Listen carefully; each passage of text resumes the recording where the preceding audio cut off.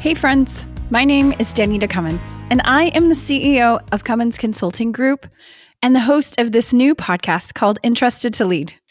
And I am super excited to join you as we dive into all of those things that surround the essence and the elements of leadership, which is totally my most favorite topic other than coffee, because I don't know about you, but I absolutely love coffee. So today I'm inviting you on a journey with me and my friends and colleagues and some mentors that I've met throughout the years that have really helped me on my leadership journey. And we're going to discuss the foundational elements of leadership because we believe in equipping you with the tools and resources that you need to be the best version of you. Now, I know that sounds super cliche and probably very t-shirt worthy, but I really believe that together we can learn how to effectively influence our teams, our organizations, and our communities because, leadership is very hard, but it's so important, especially today. And I believe that leadership is a calling. And together, I want us to build clarity and confidence so we can lean into that space.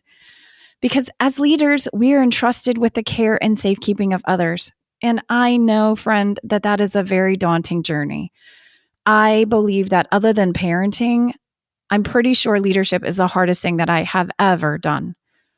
So for over 25 years, I served the Department of Defense, and I worked alongside America's heroes and legends.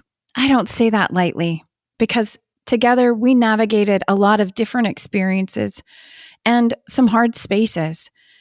And I've had the pleasure of working with phenomenal leaders over the years that have helped me navigate the experience and grow me as a person, both professionally and personally. It doesn't matter if you're leading an army of one or if you're leading the actual army, because leadership is all about you, number one, becoming the best version of you, and two, taking all the things you've learned and helping somebody else be the best version of them. I believe that we each have a responsibility to make our organizations and our communities and our teams the best that they can be. But that starts with us because leadership starts with you.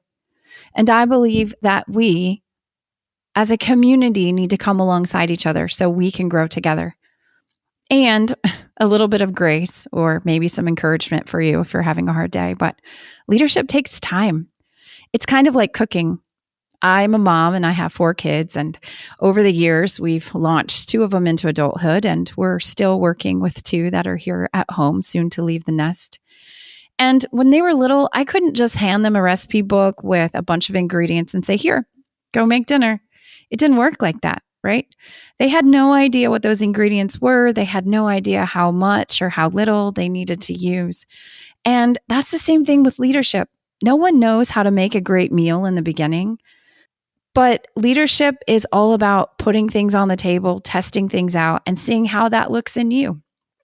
We get a bunch of different ingredients like empathy and trust and compassion and communication skills, and we're supposed to mix them all up together and make an amazing souffle. But unfortunately, it doesn't happen overnight.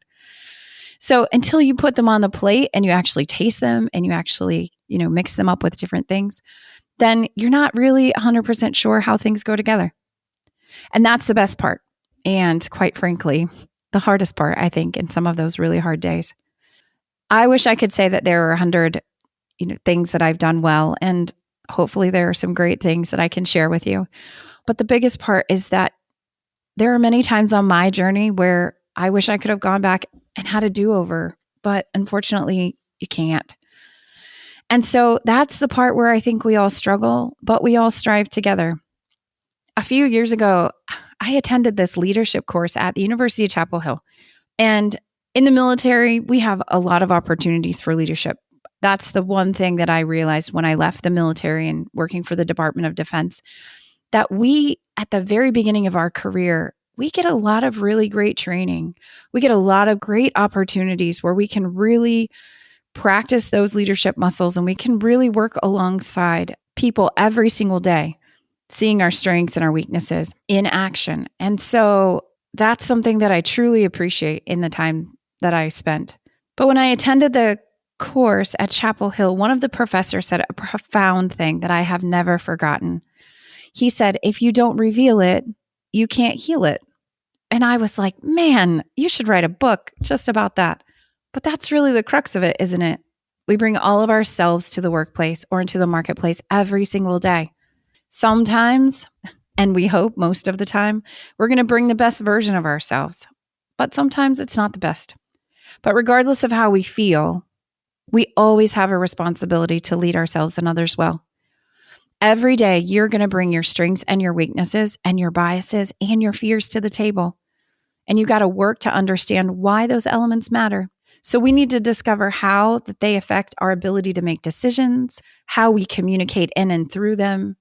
And we need to be brave enough to explore our expectations of ourselves and others.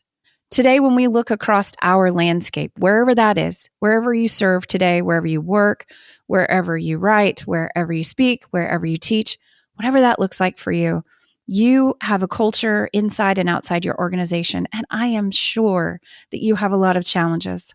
In some places, maybe you're navigating a toxic workspace. Maybe you're working through different environmental changes or post-pandemic situations. And all the while, there are these groups of people who really need your help. In this podcast, we're going to be authentic and we're going to be real.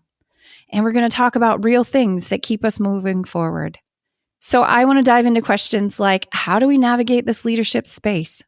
How do we grow as leaders and meet the needs of our environment and our organization, but at the same time not get lost in the process? How do we still find enough energy and empathy and enthusiasm at the end of a really long day to care for ourselves and others? It's hard. Leadership is hard. But I believe that every single one of us is called for a plan and a purpose. Friend, I believe that in the very core and fiber of my being. If there is one message that I want to leave the world, it's that you were created for a plan and a purpose. And so there is no mistake that you are on this earth today, at this specific moment in time and space, wherever you live and work, in your neighborhood or your community. That is not a mistake, okay? And you are uniquely designed to lead right where you are. You have been called for a plan and a purpose. And I believe that at the very core and fiber of each one of us, there is no greater calling or commission than to be a leader. So this podcast is here to help you, number one, see yourself as worthy to lead because you are, friend, you are. And two, capable to serve and go to the world and make a positive difference, whatever that looks like for you, in the places or the spaces where you work and serve. But it's also to remind you that we together have a responsibility to lead those around us well. So I'm inviting you on this amazing, crazy journey so we can have a coffee conversation with some good friends, both new and some old, and we'll dive into all those things about the essence and the elements of leadership. I look forward to speaking to you soon. Have an amazing day, friend. See you later. Bye.